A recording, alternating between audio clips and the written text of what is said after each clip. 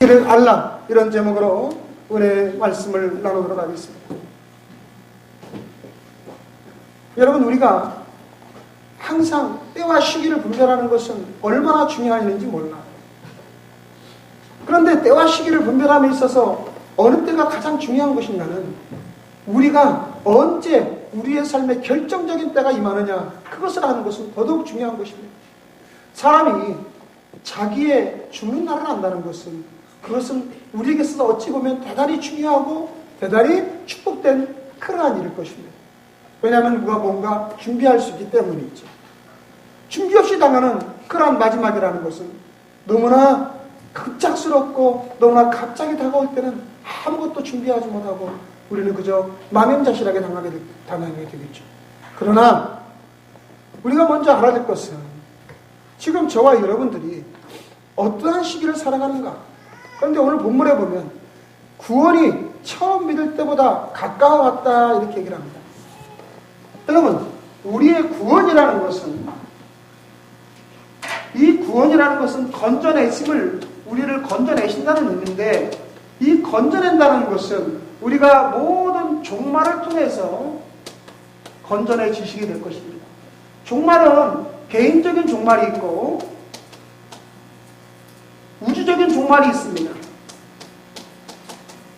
개인적인 종말은 개인의 사망을 통해서 이루어지거나, 그런데 사망은 언제 오나요? 뭐 사고라든가 질병이라든가 우리의 노안으로 인해서 오겠죠. 그런데 우주적인 종말은 주님의 구속계획, 주님의 창조 섭리에 있는 것입니다. 하나님이 이 세상을 만드신 것은 하나님이 시작한 날이 있으면 하나님이 마치는 날이 반드시 다가오게 되어 있는 거예요. 그것을 우리는 창조 섭리라고 말씀하는데, 여러분 한번 생각해 보십시다. 하나님이 만든 세계는 처음에는 완전한 세계였어요. 그것은 죄가 하나도 없는 세계였어요. 한마디로 말하면 불순물이 없는 세계였습니다. 그런데 이 불순물이 없는 세상 속에 죄라는 불순물이 들어오게 되니까 이 세상은 어떻게 되겠어요? 이 세상은 점점 망가져 나가게 되어 있다, 이 말입니다. 여러분과 제가 살면 살수록 이 땅이 유토피아로 변할 것이라고 생각하십니까? 전혀 그렇지 아니합니다. 만일에 여러분들이 깨끗하고 정제된 수돗물, 아주 100% 증류수를 우리가 갖다 놓고 햇빛에 놓았을 때는 가정에서 여기에 아무것도 안 들어간다면 절대로 이 물은 썩지 않겠죠. 그러나 그 증류수에다가 무엇인가 이물질을 집어넣고 영양소가 들어가고 세균이 들어가 있다면 이 증류수는 금방 썩어나가요. 마찬가지로 하나님이 만드신 이 세상은 처음에 완벽하게 만들었지만 이 세상은 죄가 들어오면서 세상은 점점 파괴되어 나가고 마지막 우주적인 종말의 때가 오게 된다는 것입니다. 이거를 우리는 언젠가는 구원받기 위해서 이 종말을 맞이하게 돼요. 개인적인 사망으로 통해서 하나님 나라에 가든가 이 우주적인 종말을 통해서 하나님 나라에 가든가. 그런데 오늘 본문에 뭐라고 말씀하시는, 구원이 처음 믿을 때보다 가까웠다, 이렇게 말씀합니다. 여러분과 저는 구원받는 것이 우리의 모든 삶의 전 인생의 목적이에요. 우리의 모든 인생의 목적이 성공하는 것도, 여러분의 자녀가 잘 되는 것도, 돈을 많이 버는 것도, 높은 지위를 얻는 것도, 그것도 일부분이 되겠지만은, 그러나 우리의 최종 목적은 하나님 나라에 들어가는 것입니다. 만일에 우리가 주님 나라에 들어가지 못한다면 저와 여러분의 인생은 헛것을 사는 것입니다. 그것은 실패한 인생인 것입니다. 믿습니까? 그런데 이 로마서를 쓸 당시에는, 이 시기는 어떤 시기냐면 로마에서 기독교를 비판하는 시기가 다가오고 있어요. 네로 황제는 정신이 온전하지 않은 로마의 황제였죠. 그는 로마 시내에 불을 지르고 마침내 그 모든 비난을 기독교인들에게 핑계를 돌려서 모든 기독교인들이 핍박을 받고 로마에서 추방되거나 잡혀가지고 순교를 당합니다. 사나운 짐승과 싸워서 발이 되게 만들고 화형을 시키고 서로 싸우게 만들고, 얼마나 핍박이 다가오고 있는지 몰라. 예수 믿는다는 것 하나 때문에. 그래서 이 시기를 알거니와 너희 구원이 처음 믿을 때보다 가까웠습니다. 즉 너희가 비록 죽음을 당할지라도 우리는 하나님의 구원의 때 가까이 와 있다라는 것입니다. 사랑하는 성도 여러분, 저와 여러분의 구원의 때는 언제가 다가올까? 여러분과 제가 누구도 내 죽는 날을 알 수는 없을 것입니다. 그러나 성경은 여러 곳에서 때와 시기에 관한 예언을 하고 계시고 징조를 알려주시고 계시는데, 오늘 본문에 보면 11절에는 너희가 이 시기를 알거니와 이렇게 말씀을 하고 있어요.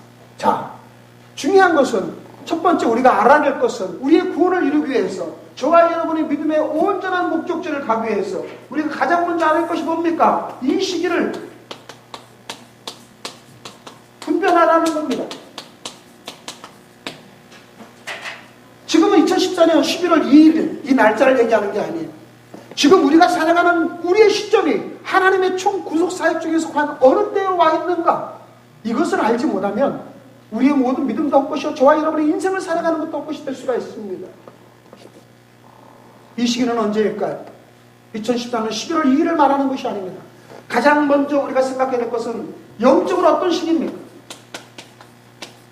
영적으로 이 시기는 지독하게 탁해 있고 깊은 밤을 지내고 있다는 시기입니다. 오늘 우리가 읽은 본문 12절은 밤이 깊었다. 밤이 깊고 낮이 가까웠으니 이 시기는 밤이 깊고 낮이 가까운 시기에 여러분 밤이 깊으면 어떨까요? 캄캄하죠. 해 뜨기 직전이 가장 춥습니다. 이 시기는 영적으로 깊은 밤의 시기를 지나고 있어요. 어둠의 시기를 지나고 있습니다. 그래서 이 어둠은 누가 지배합니까? 악한 영들이 지배하죠. 그래서 많은 사람들이 악한 영에 속아서 넘어가고 있는 시기. 그래서 기독교를 핍박하고 예수 믿는 사람을 핍박하고 기독교가 다른 사람 눈에 보이는 것이 좋지 않게 보여서 예수 믿는 것을 싫어하게 만들어서 오히려 구원받는 숫자를 적게 만드는 것이 이것이 바로 악한 영의 역사들이에요. 어둠이 깊기 때문에 어디 믿지 않는 사람들 뿐이에요. 믿는 사람들도 마찬가지죠. 믿다가 타락하는 사람들이 얼마나 많은지요. 믿다가 믿음을 잃어버린 사람 얼마나 많은지요. 여러분 정신 차리지 않으면 택한 자라도 악한 원수마귀는 넘어뜨린다고 그랬어. 그렇기 때문에 오늘날 이 시기는 영적으로 깊은 어둠이 있고 악한 역사가 틈타 있는 시기입니다. 아까 우리 찬양을 인도하신 우리 지휘자님이 말씀, 아이들이 할로윈에 호박 귀신의 탈을 쓰고 오고 스크림에 나타나는 귀신의 탈을 쓰고 와도 걔들은 아무 감각이 없어요. 옛날에 한 15년 전에 아이들이 포켓몬스터라는 그 게임과 그 캐릭터가 굉장히 유행했어요.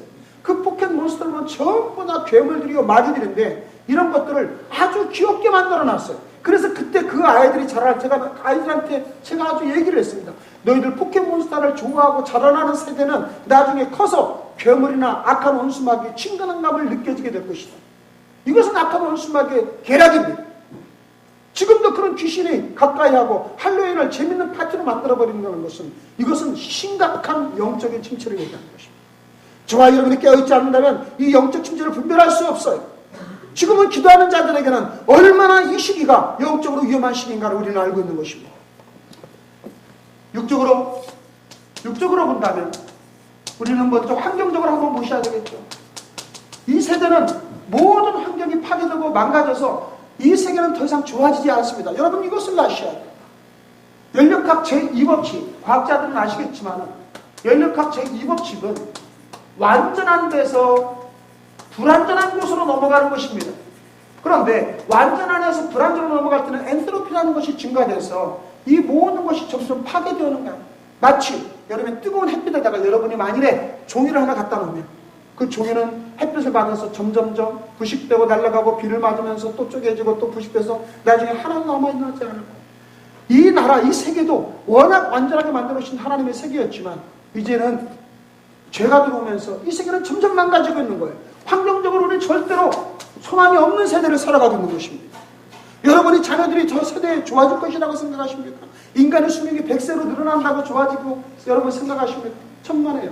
골골하게 괴로워지면서 온갖 농약과 그리고 온갖 그 질병으로 인해서 몸이 골골하면서 100세를 산들 우리가 무슨 혜택이 있단 말씀입니다.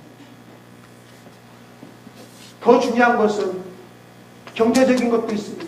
지금 이 나라의 경제가 얼마나 어려움이 앞으로 다가올지 여러분도 아시지 않습니까? 삼성전자는 그 실적이 항상 승승장구하던 그런 회사였지만 어느 날부터인가 이번 실적부터는 완전히 곤두박질 치기 시작하고 세계적으로 극심한 불황이 앞으로 다가오게 될 것입니다. 이뿐이 아닙니다. 우리에게 있어서 가장 심각한 것은 세계 정세의 불안입니다. 정세 중에서 우리에게 가장 큰 영향을 미치는 건 누구인가요? 북한입니다. 지금 지난주에 9월 달에도 저에게 여러 우리 같은 믿는 동역자들, 목사님들이 저에게 이런저런 막 카톡을 보내와요. 근데 지난주에 우리 성도님 한 번도 목사님 저희한테도 막 이런 카톡이 와요. 어떤 동영상들이 와요. 아마 여러분 보신 분들이 있을 거예요. 북한에서 12월에 전쟁을 일으킬 것이라는 그런 동영상들이 여러분 아마 보신 분들도 있을지 몰라요. 그래서 이것에 대해서 불안해하고 염려하신 분들이 많아요. 제가 여러분들에게 이 부분에 대해서 분명히 말씀을 드리도록 하겠습니다. 지금 북한은 전에 김일성이가 이런 얘기를 했어요. 앞으로 모든 전쟁은 전방과 후방이 없이 전면전으로 치러야 우리가 승리할 수 있다. 그래서 우리는 반드시 후방 교란을 위해서 땅굴을 파야 된다. 이런 얘기를 했었어요. 그것이 30년 전의 얘기예요. 그런데 전에 우리는 휴전선 근방에서 땅굴을 발견했는데 여러분 그 이후로 땅굴 발견됐다는 소식이 있었어요? 없었어요? 한 번도 없었죠. 그런데 북한에서는 땅굴을 그때 발견됐으니까 그 이후로 안 파느냐? 천만에 만만해라는 말씀입니다. 제가 시간이 없어 많은 걸 소개할 수 없지만은 공군 소장으로 있다 예편하신 한성조 장로님이라는 분은 장로님이세요. 그분은 이 부분에 대해서 특별히 사명을 가지고 전국에 땅굴이 있는지를 다우징을 가지고 탐사하면서 연구를 했는데 놀라운 것은 이 땅굴이 지금 남한의 후방에까지 내려와 있다는 사실. 윤혁일 국방연구위원을 지내신 육군사관학교 출신의 그 국방위원장, 그 국방연구위원은 조선 TV조선에 나와서 대담하시기를 북한의 이 땅굴 파는 기술은 전 세계 탑이랍니다. 그런데 한국은 그거를 무식하게 모르고 있다라는 거예요. 한국은 그들이 무식하니까 그 정도 기술이 없다라고 얘기한대요. 얼마 전에 북한에서는 TBM이라는 땅굴 파는, 굴 파는 기계를, 광산에 쓰는 기계를 300여 대 넘게 수입해 갔다고 하는데 이것이 광산에는 하나도 투입된 흔적이 없다라는 거예요. 어디에 투입됐느냐? 그러면서 지금 실제적으로 이 한성주 장로님은 그분의 저서 책에 지금도 그분은 많은 강의를 하고 다니시지만 여적의 장군들이라는 이 책에 한국에 지금 후방 깊숙이 심지어는 목포 근방까지도 엄청난 땅굴이 내려와 있다라고 얘기를 합니다. 그것이 어떻게 가능한 일인가? 한번 생각해 보십시오. 손으로 땅을 파도, 땅굴을 파도 보통 하루에 10m는 판답니다. 7에서 10m. 그러면 만일에 10m를 팠다고 하십시오. 그럼 하루에 파는 것이 열흘이면 100m, 100일이면 1km. 그러면 1년이면 적어도 아무리 못 파도 4km는 파겠죠. 그러면 4km, 1년에 4km, 30년을 팠다 한번 해봅시다. 아무리 못 팠어도 120년인데, 120km인데, 이 120km면 서울에 휴전선에서 서울까지 도달하시는 거예요. 근데 지금 이 기계로 파면 지금 얼마나 많이 파내려가겠습니까? 하루에 30m씩 팔 수 있다는 거예요. 이건 제가 얘기하는 게 아니에요. 여러분이 나중에 이 예배가 끝나고 나서 여러분들이 남친 땅굴에 대해서 한번 인터넷 검색을 해보세요. 엄청난 놀라운 일들이 지금 벌어지고 있다고 얘기를 하고 있습니다. 심지어 석촌호수에 물이 빠지는 것도 이 남친 땅굴이 지금 심지어는 어느 곳에부터 모든 웬만한 지하철 속에 다 땅굴이 거의 다 붙어 있대요.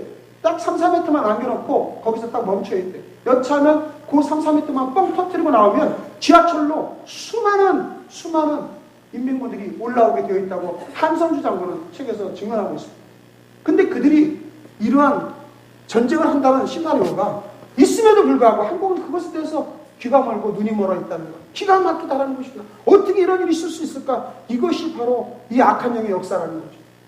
최근에 서사라 목사님이라는 그 한국의 이화여대 출신이고 그리고 서울대 의대를 나오신 의사신데 미국에 가셔서 목사가 되신 분이 있어요. 그분이 굉장히 신실하게 기도를 많이 하시는 분인데 그분이 하나님께서 계시를 받은 것이 한국에 있다면 전쟁이 있게 될 것이다. 계시를 받은. 언제입니까? 물어봤더니 곧 있을 것이라는 얘기를 했대요. 그런데 홍해선 전도사 한 분이 또 나타나셔가지고 한국에 12월에 뭐 전쟁이 있을 것이다. 여러분 저는 12월에 전쟁이 있을지 언제 저는 알 수 없어요. 저는 하나님께 저는 계시받은 건 없어요. 그리고 그런 분들 내가 다 믿지도 않아요. 분명한 것은 환경적으로 모든 정세적으로 북한은 전쟁을 안 할 수 없다 이 말입니다. 제가 이곳에 있는 우리 주초등부가 있고 중고등부가 있는데 내가 불안감을 조성하려고 하는 얘기가 아니라 우리가 지금은 이 시기가 어떤 시기인지를 우리가 분명히 알아야 되는데 너무나 많은 사람들이 잠에 취해 있다. 만일에 전쟁이 벌어지면 어떻게 될까요? 북한은 재래식 무기를 쓰는 것이 아니라 생화학탄을 쓰고 세균전을 벌이고 심지어는 핵폭탄도 준비가 되어 있는데 우리나라 국민이 얼마나 살아남을 수 있다고 생각하십니까? 이 모든 상황 가운데 저와 여러분이 이 시기가 어떤 시기인지를 알아셔야 됩니다. 이 시기는 정말로 위험한 극도의 위기의 시대를 지나고 있음을 우리는 알고 계셔야 돼요. 그렇기 때문에 주님께서는 이 시기에 대하여 너희가 분별하라고 말씀하십니다. 저는 목회자로서 주님이 이런 성경의 말씀을 하셨죠. 충성된 종이 되어서 때를 따라 하나님의 가족들, 나의 가족들에게 양식을 줄 자가 누구인가? 저는 지금은 바로 여러분들에게 이 모든 시기를 분별하고 깨어있을 때라고 외치고 싶은 사람입니다. 만일에 제가 외치지 않는다면 저는 하나님 앞에 책망받을 수밖에 없을 것이요. 왜냐하면 영적으로 깨어있는 목사가 깨어있지 못하다면 여러분들을 잠들게 만들지 않겠습니까? 이러한 시기에 대해서 저와 여러분들이 분별하셔야 됩니다. 성경 마태복음 24장에는 세상 끝에 무슨 징조가 있사오리까 주님에게 물어봤어요. 주님이 말씀하시기를 너희가 사람의 미혹을 받지 않도록 주의하라. 얼마나 많은 세상적인 미혹이 오는지, 얼마나 많은 거짓이 이단 사설에 판치는지, 또 많은 사람이 내 이름을 와서 이르되 나는 그리스도라 많은 사람을 미혹하리라. 난리와 난리 소문을 듣겠으나 너희는 삼가 두려워하지 말라. 이런 일이 있어야 돼 아직 끝은 아니니라. 민족이 민족을, 나라가 나라를 대적하 일어나겠고 곳곳에 기근과 지진이 있으리니. 여러분, 우리나라는 민족이 대항해 싸우는 나라예요. 세계에서 유일하게 분단된 나라예요. 서설아 목사는 이 예언이 한국 민족에 대한 예언이라고 말씀을 합니다. 저는 그것을 정확하게 내가 인정하지는 못하겠지만 어찌됐든 우리나라는 민족을 싸울 수밖에 없는 그런 상황이에요. 그리고 지금 최근에 일어난 50년 안에 일어난 지진은 과거 500년 안에 일어난 지진보다 더 많은 인원들이 죽었던 것을 우리는 기억하셔야 돼요. 앞으로 더 많은 기근과 앞으로 더 많은 지진이 있을 것이라는 이 모든 것은 재난이 시작되는, 사랑하는 성도 여러분, 지금 이 모든 재난이 시작되는 이 시기를 우리가 분별하지 못하면 저와 여러분은 그저 잠자다가 마치 선풍기 틀어놓고 자다가 저체온 쪽으로 서서히 자기도 모르게 죽어가는 것처럼 그런 사태를 맞이할 수도 있다는 것이죠. 자, 그럼 우리가 어떻게 될까요? 오늘 주님은 성경에서 말씀하시기를 너희는 자는 자는 깨어나라. 자다가 깰 때가 벌써 되었나니. 여러분, 우리가 두 번째로 잠에서 깨어나시기를 주의 이름으로 축원합니다. 깨어나시라. 잠을 자는 자는 어떻습니까? 잠자는 자는 의식하지 못해요. 도둑이 들어오는지 무슨 일이 벌어진지를 알지 못하는 자가 잠자는 자예요. 근데 여기서 자는 잠이라는 것은 영적인 잠을 얘기하는 거예요. 영적으로 자는 자는 어떨까요? 하나님을 의식하지 못해요. 영적으로 잠을 자는 자는 영적으로 둔감해서 하나님을 의식하지 못하고 내가 어떤 영적인 상태인지를 전혀 몰라요.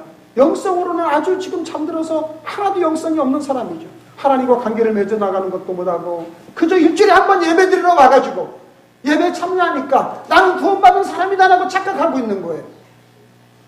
예배에 참석했다고 구원받는 거 아닙니다.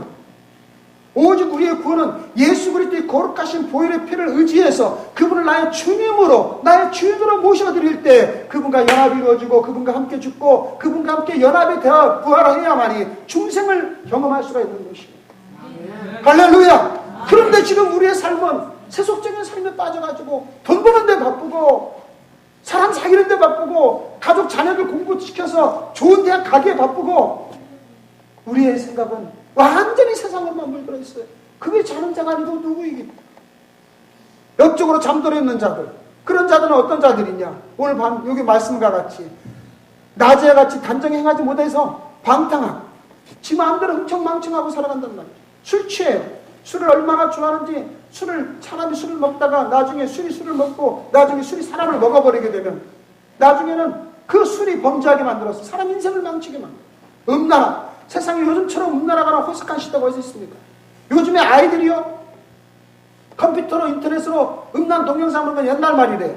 요즘엔 모든 휴대폰마다 아이들에게 아무런 금지가 없이 누구나 아이들도 얼마든지 음란 동영상을 보고 희덕거리고 그들이 해보고 싶어하는 이런 죄가 얼마나 많이 만연되어 있는지 기가 막힐 정도예요. 그래서 이러한 환경에서 자라는 아이들이 나중에는 다른 사람을 성폭행하는 건 아무것도 아닌 것처럼 여기고 가정을 파괴하는 것이 아무것도 아닌 것처럼 여겨지고 그래서 점점점 자기 스스로가 망가져 나갑니다.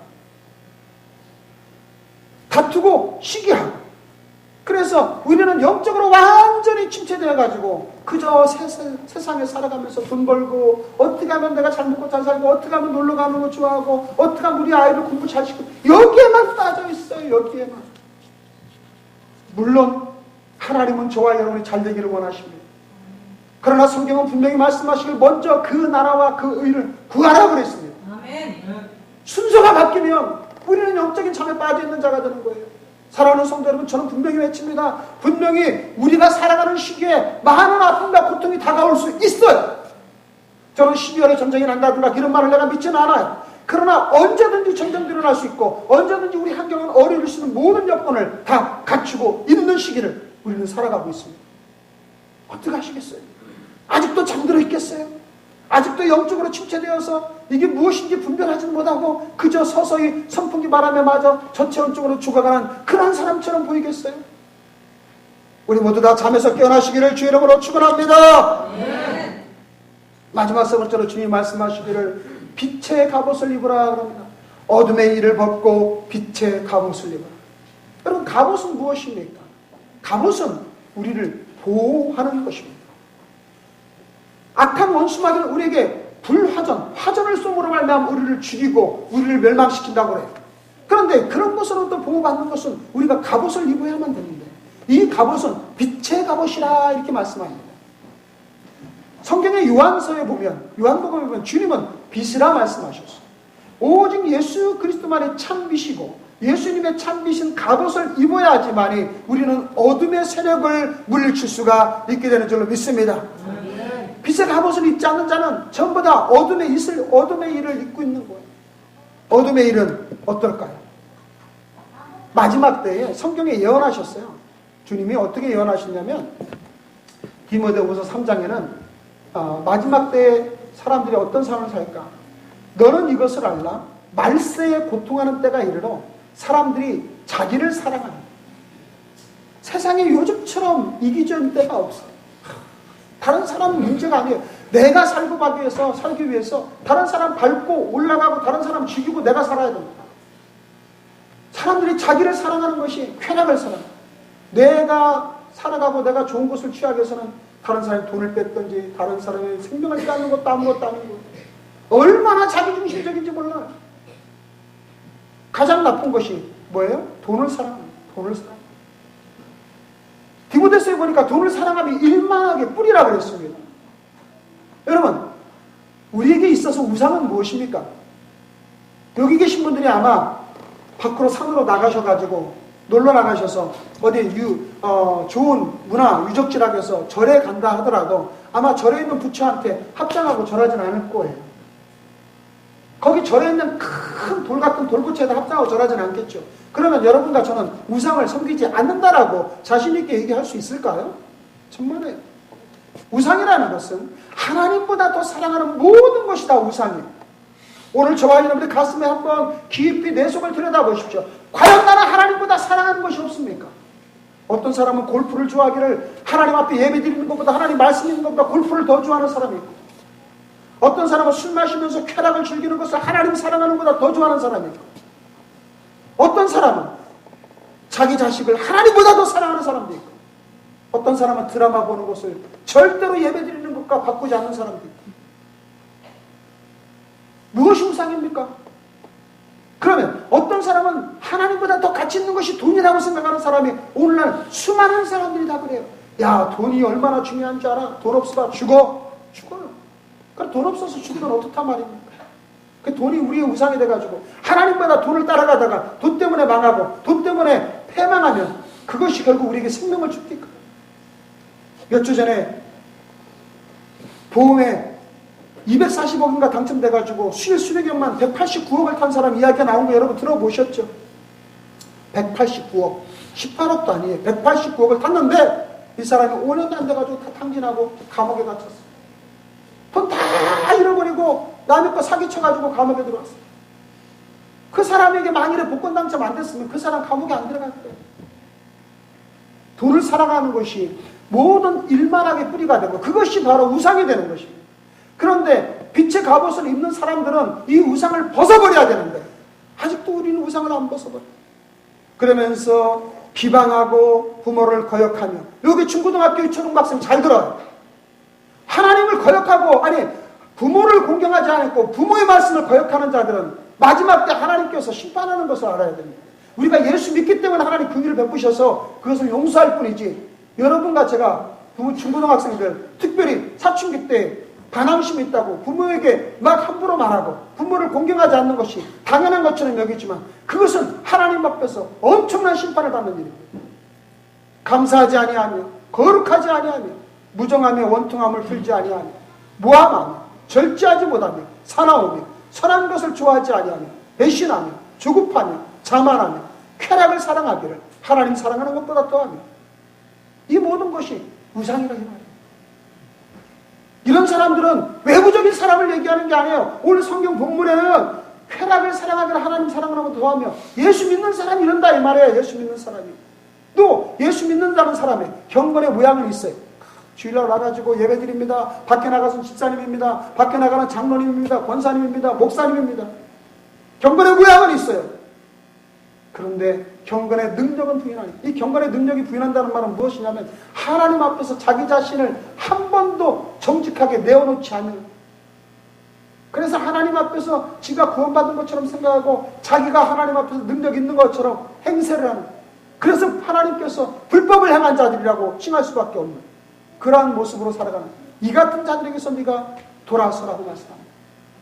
저는 여러분에게 이 설교를 하기 전에 많이 기도하면서 고민했어요. 하나님, 연합 예배입니다. 우리 초등학생도 있고 중고등부 학생도 있고 저는 항상 주님이시는 주님의 그 긍휼과 주님의 우리에게 주시는 축복을 저는 선포하기를 좋아했던 사람입니다. 그런데 이 시기에 대해서 더 이상 미룰 수가 없는 이야기를 하기 때문에 아마 이 설교를 듣고 여러분들은 싫어하는 분들도 있을 거예요. 어찌 목사님은 저렇게 불안을 조장하는 설교를 하는가? 저는 여러분에게 불안을 조장하는 설교하고자 싶은 마음 하나도 없어요. 단지 성경은 분명히 말씀하시기를 때를 따라 하나님의 자녀들에게 양식을 나눠주는 자가 되어야하는 충성된 종이 되는데, 만일에 제가 외치지 않았다가 나중에 하나님부터 책망받는다면 어떻게 하겠습니까? 제가 외치지 않았다가 여러분이 잠에서 아직도 깨어나지 못하고 그저 잠들어 죽다가 멸망당한다면 제가 여러분에게 대해서 하나님께 뭐라고 변명을 합니까? 사랑하는 우리 아가페 교회 성도 여러분, 이 시기를 분별하시길 주의 이름으로 축원합니다. 더 이상 잠에 취해 있지 마십시오.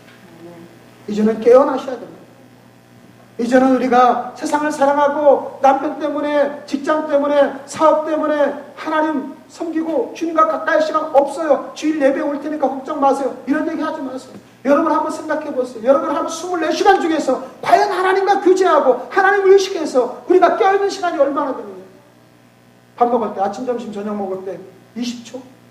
하나님, 어떤 분은 20초도 안 해. 하나님 감사합니다. 잘 먹겠습니다. 딱 들으면 5초. 그럼 하루에 15초 하나님 생각합니까? 이래가지고는 절대로 우리 하나님 앞에 경건의 능력을 가질 수가 없고, 이 마지막 때 악한 영의 역사는 택한 자라도 쓰러뜨리고 넘어뜨리려고 하는 이때 우리가 어떤 힘을 가지고 버텨나갈 수 있느냐 이 말이에요. 여러분, 잠에서 깨어나셔야 됩니다. 깨어나시길 바랍니다. 기도하셔야 될 때입니다. 만에 하나라도 만일에 북한이 장난을 치고 그들이 판단을 못하고 전쟁을 일으킨다면 우리나라 국민 반이 죽을 겁니다. 엄청난 수가 아마 고난과 고통 속에 죽어갈 것입니다. 환난을 우리가 넘어가야 되고, 또 어떤 환난이 오더라도 이기는 것은 우리의 힘과 능력으로 되는 것이 아닙니다. 오직 주님께서 힘을 주시고 능력을 주셔야만이 우리가 이 모든 환난과 고통을 이겨나갈 수 있고 이 모든 전쟁도 막아나갈 수가 있는 것입니다. 그때 사무엘은 이런 이야기를 합니다.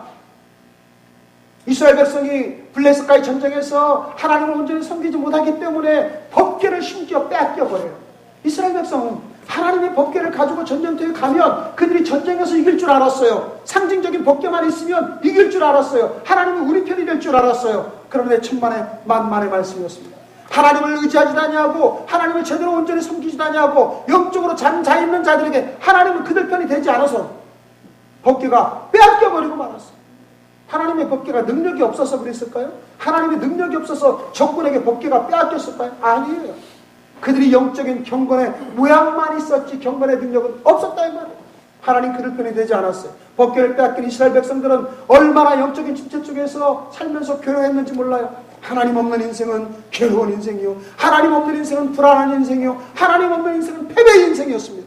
그들이 하나님 앞에 간절히 원했습니다. 하나님 우리가 함께하여 주시옵소서. 우리가 주님 없이 살 수가 없겠나이다. 불안하여 고통스러워서 살 수가 없겠나이다. 그때 사무엘 선지자가 외칩니다. 너희는 미스바로 모이라. 미스바로 모이라. 미스바는 여러분 미츠파라는 히브리어인데, 이 미츠파는 무슨 뜻을 갖고 있느냐면 여호와가 지켜보고 계시다, 하나님의 눈가기가 지켜보고 계시다는 뜻이에요.